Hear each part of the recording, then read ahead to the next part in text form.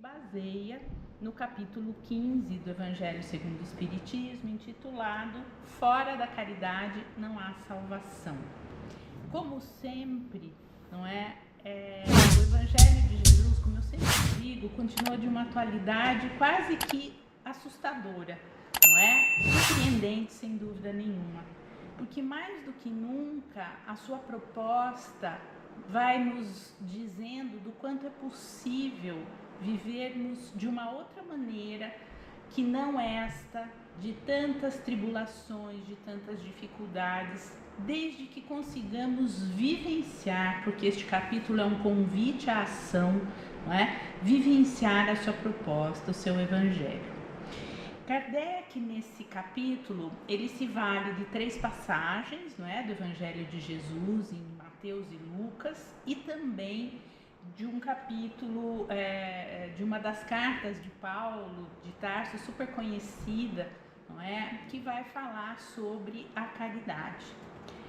Mas talvez fosse interessante nós nos valermos do título do primeiro ponto que Kardec levanta, que diz o seguinte: o que é preciso para ser salvo. E eu até gostaria de transformar isso numa pergunta, porque Kardec apresenta como um subtítulo, né, do primeiro item deste capítulo, o que é preciso para ser salvo. E eu achei muito interessante pensarmos nisso em relação a nós, não é? O que precisa para nós nos salvarmos? Talvez a pergunta vá ficando cada vez mais clara se nós considerarmos com clareza o que é sermos salvos. Porque muitas vezes nós repetimos as palavras e não nos damos conta não só do seu significado profundo, quanto da importância que ela pode ter na nossa vida. Lembrando ainda mais que o Evangelho de Jesus é dito numa linguagem muito metafórica, muito simbólica. A salvação está muito relacionada a conseguirmos ter uma vida feliz, sem dor, sem sofrimento. Então, o que nós precisamos para viver uma vida salvos da dor, do sofrimento, das provações, das expiações? Nós podemos pensar desta forma, não é? Porque Kardec coloca um trecho, não é, para iniciar esse capítulo do Evangelho, onde Jesus vai nos falar do juízo final, esse julgamento final, não é? Onde serão separados os bons dos não bons. Porém, eu fico aqui me perguntando, não é? Essa mensagem já tem 2025 anos.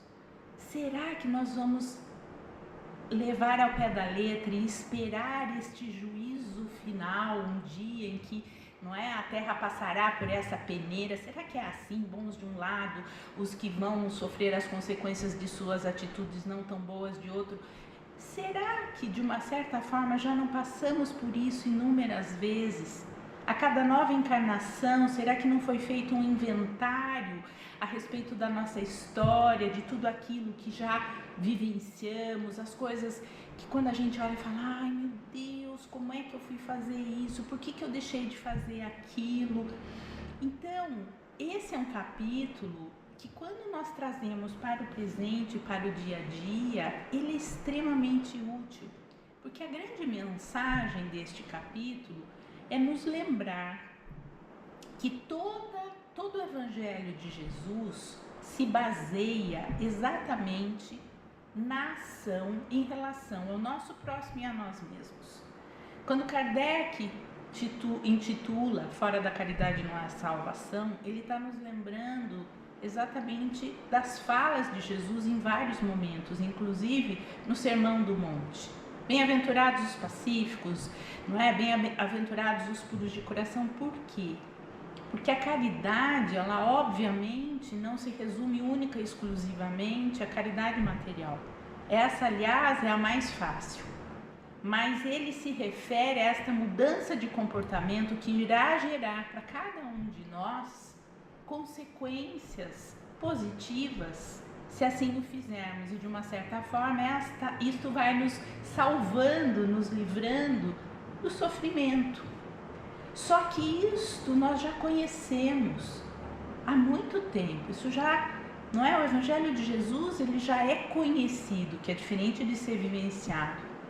E cabe a cada um de nós, então, colocar isso em prática, para evitarmos, seja na vida futura, no plano espiritual, não é? Nos vemos em situações de angústia, de ansiedade, de tristeza profunda, mas também desde já.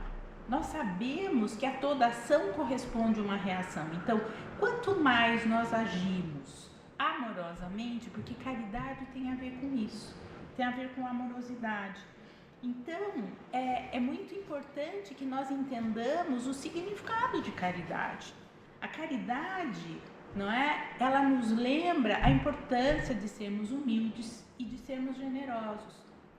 Os Espíritos nos falam claramente, em vários momentos na obra espírita, sobre o orgulho e o egoísmo como as grandes chagas da humanidade, os grandes causadores de todo o nosso sofrimento, de todas as dificuldades que enfrentamos, não é? Sejam atitudes egoístas, egóicas, não generosas e orgulhosas da nossa própria parte, ou que sofremos de outras pessoas. A caridade, ela engloba todas as virtudes contrárias ao orgulho e ao egoísmo. Então, por exemplo, a caridade, ela pressupõe uma certa humildade no sentido de que eu reconheço que a dor que eu estou vendo o outro passar, amanhã pode ser a minha. Então eu começo a ter um movimento em direção ao outro, entendendo que aquilo que eu vejo fora, amanhã pode ser aqui dentro da minha casa. E como será que eu vou querer ser tratado? Como será que eu vou querer ser acolhido se eu me vir naquela situação? A caridade, ela pressupõe também pureza de coração, ou seja, não julgar o outro pela dificuldade, mas também, né, faz isso, fala aquilo, age daquele jeito, daquele outro, aí, né, isso é julgamento. Eu ajudo o outro porque eu me compadeço, compaixão, outra característica do ato caridoso. Porque eu entendo aquela dificuldade, aquilo é uma grande dificuldade que causa dor. E eu, então, não vou ficar ali cavucando, mas por quê? O que aconteceu? O que você fez para estar nessa? Não importa, a vida do outro é responsabilidade dele, não minha. Mas a minha responsabilidade, dentro das minhas possibilidades, é ser exatamente aquele alívio, aquele acolhimento que aquela pessoa precisa naquele momento. Gosto muito de pensar, e confesso a vocês que não acho uma forma de pensar fácil, uma reflexão fácil, que muitas vezes, quando vemos irmãos em situação de penúria na rua e que fazemos um pensamento positivo, pedimos a espiritualidade que os auxilie, às vezes me passa pela cabeça, mas não será você a pessoa que pode ser esse auxílio? Porque nós podemos ser colaboradores do Pai, colaboradores do Cristo. Quando temos um gesto caridoso, estamos exatamente a serviço do amor. E como João Evangelista diz, Deus é amor, então estamos em sintonia com o Pai. Tanto que, neste capítulo, também Kardec nos lembra, não é? Jesus está sendo ali sempre, não é, instigado, sendo perguntado pelos fariseus, e em algum momento, não é, pedem para ele qual é o maior mandamento. E ele responde: amar a Deus de toda a nossa alma, de todo o nosso coração. Eis o primeiro mandamento. E o segundo, que se assemelha a este: amai ao próximo como a si mesmo. Então, amar ao próximo é a mesma coisa que amar a Deus, até porque somos suas criaturas, não é? Somos criados por Ele, então amar ao próximo, amar a tudo que Ele fez. E aqui uma outra reflexão importante, não é só o ser humano, claro, não é? Que por todas as suas características, talvez os nossos olhares devam se voltar mais, mas é tudo que é criado pelo Pai, merece a nossa consideração, merece o nosso gesto de atenção e de cuidado, porque a caridade também tem a ver com isso. Tanto que neste capítulo temos a passagem do bom samaritano, que muitos conhecemos, é uma passagem muito conhecida do Evangelho de Jesus em todas as religiões cristãs. E apenas relembrando rapidamente, não é? Que contava Jesus com esta história? Que havia um senhor que tinha sido assaltado e apanhou e estava muito machucado, largaram ele ali na beira do caminho e ele não tinha condições de se erguer e de sair dali daquela situação sozinho. Passa por ele um sacerdote. Os sacerdotes hebraicos, judaicos, tinham um grande conhecimento da lei de Deus.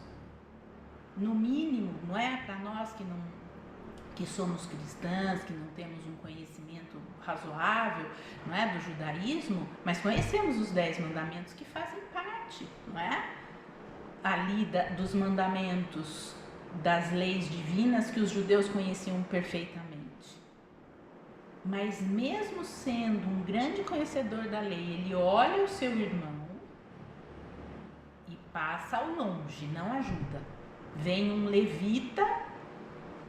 Os levitas também eram grandes conhecedores da lei, inclusive era, não é, o grupo entre os hebreus, os judeus, que trabalhavam no templo, organizando todos os ritos, enfim, as festas religiosas. Eles tinham um grande conhecimento, eles conheciam a lei, mas também olha para aquele homem jogado ali e passa longe.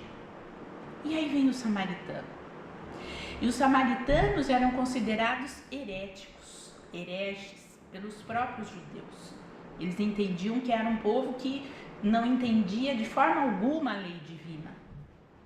E foi esse samaritano, considerado um não conhecedor da lei, quem vai ali, cuida das feridas desta criatura, o leva até uma estalagem, uma pousa, me vem pousa, não é esse o nome, mas enfim, um local onde ele pode se instalar, não é? Uma pensão, que seria hoje, um hotelzinho, e ainda fala para o responsável por este local: eu vou deixar aqui umas moedas para que seja providenciado aí tudo que ele precisar, e se precisar de mais, na volta eu acerto com você o que ele precisar. E aí Emmanuel faz uma reflexão muito bonita a respeito desse capítulo, desta passagem. Porque ele fala, nós não sabemos por que motivo e o que estava acontecendo na vida daquele samaritano naquele momento. Pode ser que ele estivesse indo para uma reunião que ele precisava chegar, ele ia se atrasar com essa parada, mas ele não pensou nele, ele pensou no outro. Ele não pensou que com aquela parada poderia ser que ele fosse ainda longe e aí, por conta disso, chegasse à noite e ele tivesse que atravessar um pedaço do caminho perigoso. Que se ele não tivesse gasto o tempo ajudando aquela criatura, ele não precisaria passar por esse perigo, mas ele não pensou nisso, ele pensou no sofrimento daquela criatura que estava ali ao lado. E ele vai tecendo N considerações, inclusive por parte da própria pessoa que foi auxiliada. Como será que ela se sentia? Não é? Como ela se sentiu quando passou um sacerdote, quando passou, né, um levita, e nem o consideraram, não consideraram a sua dor. Que bênção a hora que esse samaritano chega. E aí fica muito clara a máxima: fora da caridade não há salvação, e não fora de determinada religião não há salvação, fora da verdade não há salvação. Por quê? Porque se nós pensarmos que serão salvos, não é? Estarão livres da dor apenas aqueles que têm um determinado credo, uma determinada crença, a gente já está segregando aí. E somos todos filhos do Pai. Jesus veio para todos. Jesus nunca falou, olha, a minha mensagem é só para vocês, judeus, hebreus. Não, embora ele tenha nascido no seio do judaísmo. Paulo, o grande apóstolo dos gentios, não é? O que significa isso? Levou a mensagem do Cristo para fora, não é? Da região onde estavam os judeus, que tinham um conhecimento da lei, conhecimento do Deus único. Então, a mensagem do Cristo é uma mensagem universal. Por isso não faria sentido nós dizermos, não, só os espíritas é que vão ter a salvação, só os protestantes e assim infinitamente, quantas são as infinitas religiões nesse nosso planetinha azul. É a caridade, mas aí tem uma coisa muito interessante também para nós refletirmos. Paulo, São Paulo, nesta carta aos Coríntios, ele diz que ainda que falássemos a língua dos anjos, se não tivéssemos caridade, não nos valeria de nada falarmos com a mesma doçura e com o mesmo conhecimento de um ser angelical. Porque não haveria, e isto é uma reflexão dura para nós fazermos, né? Não haveria verdade nesta fala. Porque a proposta do Cristo é uma proposta vivencial. Tanto que ele foi o maior exemplo de tudo que ele falou. Ele acolheu a prostituta, ele não fazia diferença entre as diferentes tribos judaicas, é um levita ou é não é um samaritano, entre as diferentes crenças dentro do próprio judaísmo.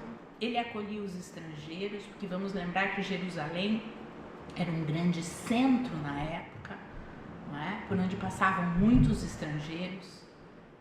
Ele curava independente de quem quer que fosse, se compadecia de todos que realmente tinham uma postura de verdadeiro desejo de mudar a sua vida, uma postura de abertura àquilo que ele tinha a oferecer. Ele nunca fez diferença.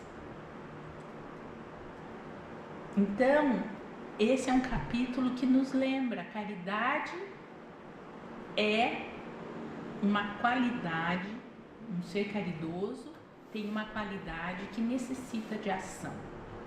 E como dizia a princípio, a caridade material, além de não ser a única, não é talvez a mais difícil. E novamente vamos nos valer de Emmanuel. Emmanuel nos lembra em muitos dos seus textos. Talvez o próximo mais importante da nossa existência seja o nosso esposo, o nosso filho, o nosso sobrinho, o nosso chefe, o nosso colega de trabalho, que nos pede tolerância, que nos pede compreensão, que nos pede acolhimento. E essa é uma outra característica muito linda da proposta de Jesus, porque se fora da caridade não há salvação, isto significa que todos temos condições desse, senão ele não proporia algo desse tipo. Que boa nova é essa que só vai dar condições a alguns de serem felizes e não a outros? Então, isto não é da ordem do Pai, do Divino, uma vez que Deus é amor.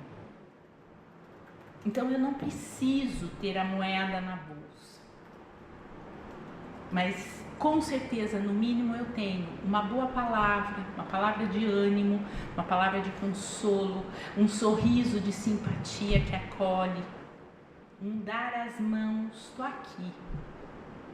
Eu não sei o que te falar, mas eu estou aqui. Então, que nós possamos, como diz Paulo, não ser como o sino que simplesmente ressoa, mas que nós possamos realmente fazer a diferença na vida daqueles que estão à nossa volta, através de um gesto, de uma palavra, de uma atitude que leve aconchego, acolhimento, amorosidade. Eu agradeço profundamente a atenção de todos e agora nos convido a, nesse clima de convite à amorosidade, a nos prepararmos para receber a mensagem do mentor da noite. Seja muito bem-vindo, meu irmão.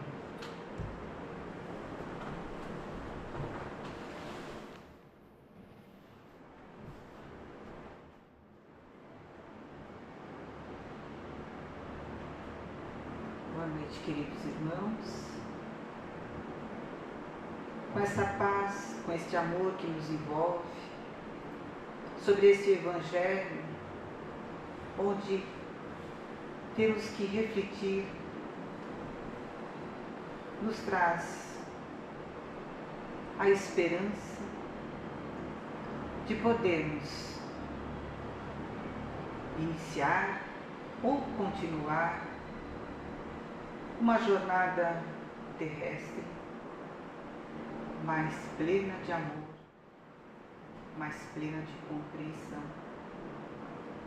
Quando ouvimos esta passagem, fora da caridade não há salvação,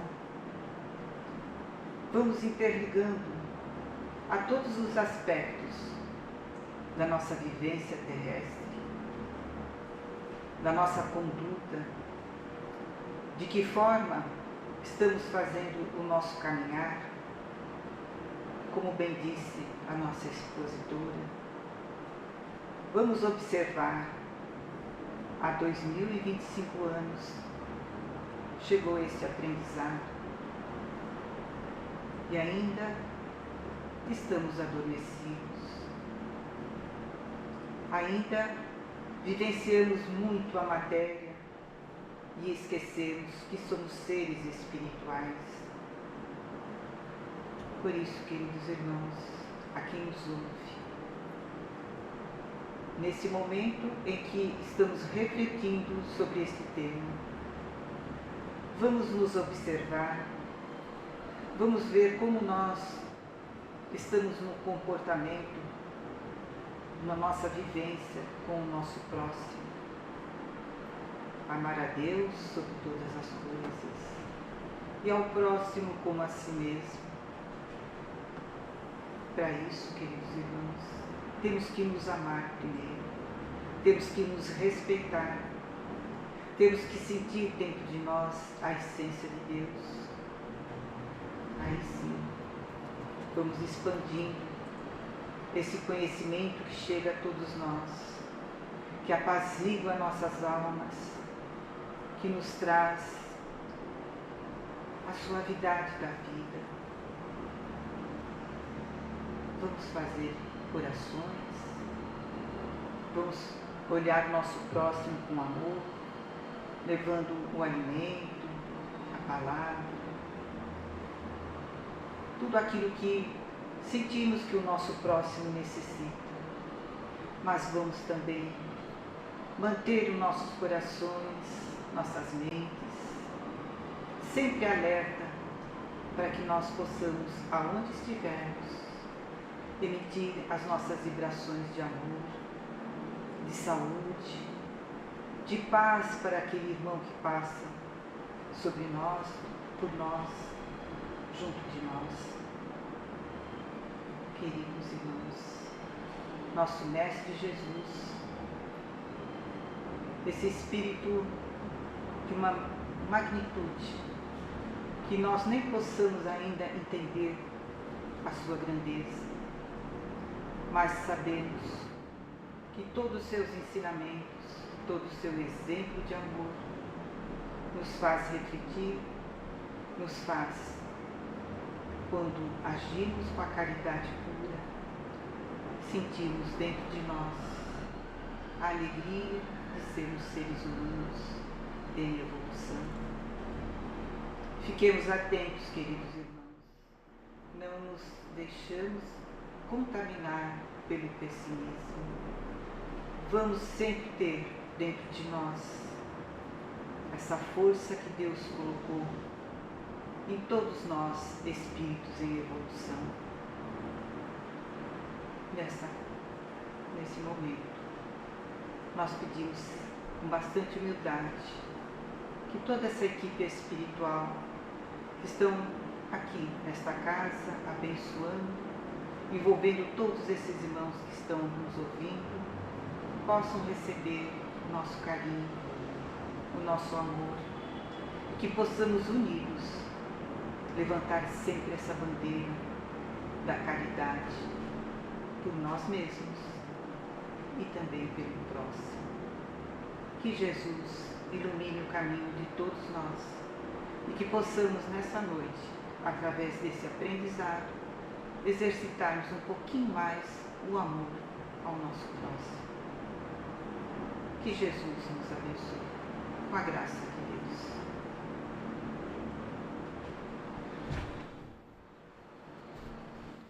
Nossa gratidão ao irmão por suas palavras, pela sua energia amorosa, lembrando que esta casa está sempre de braços abertos para recebê-lo.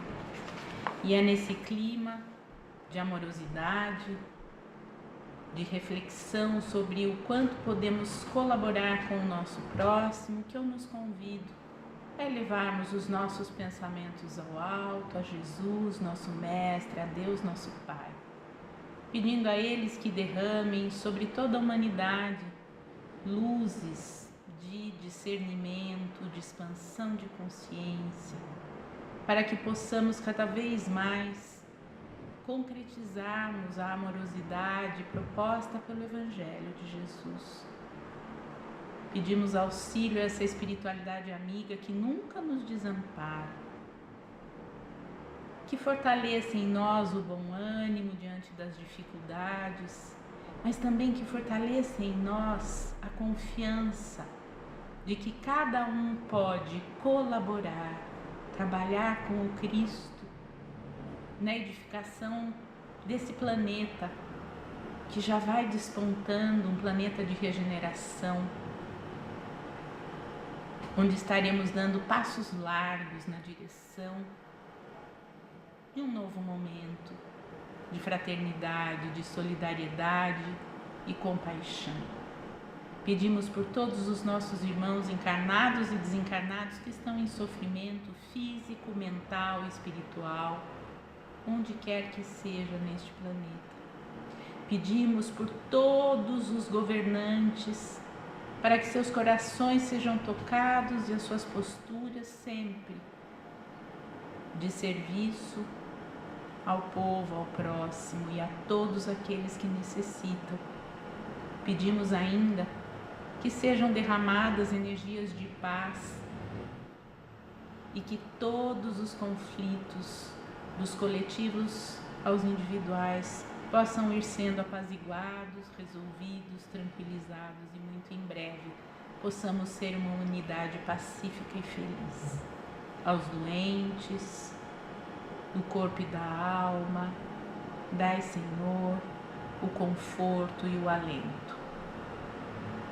E pedimos também pela nossa casa, o AMA, para que possa continuar sendo esse celeiro de bênçãos e de luz que nos acolhe, nos instrui e nos auxilia a sermos cada dia seres melhores. A nossa eterna gratidão à espiritualidade, a Deus nosso Pai e a Jesus nosso Mestre, por todos os ensinamentos que têm nos auxiliado nessa nossa jornada. Imensamente agradecidos, nós vamos encerrando então os trabalhos da noite de hoje e vamos então convidando a todos os que nos assistem que possam continuar nos seguindo, em especial pelas nossas redes sociais, o Instagram e o Facebook, para terem assim, atualizadas as informações a respeito de quando nós voltaremos aos trabalhos fisicamente dizendo da casa. Muito obrigada pela atenção, que todos tenham uma excelente noite. Muito obrigada.